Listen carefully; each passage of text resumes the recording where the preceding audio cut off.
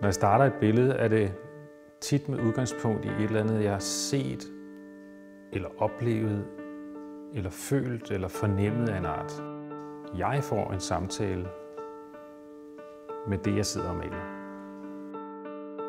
Der bliver skabt en fortælling.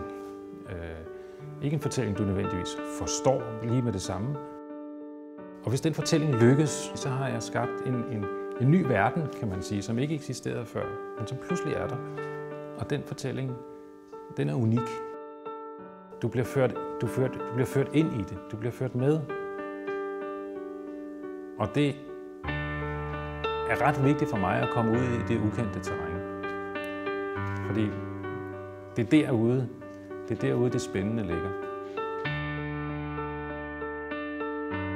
Det, som jeg synes, maleriet tilbyder os, eller mig i hvert fald i dag, det er det enkeltstående billede.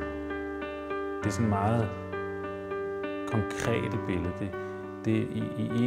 I en verden af mange billeder, som vælter ind over en, så er det enormt befriende for mig, at her har jeg et stillestående billede, som ikke vil ændre sig.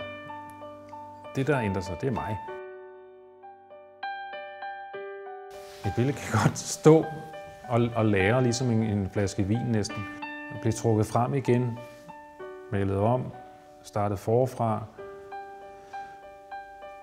Med nogle af de elementer, der var i forvejen, kan genbruges, men andre forsvinder, og pludselig tager billedet en uvending, og så forfølger man den.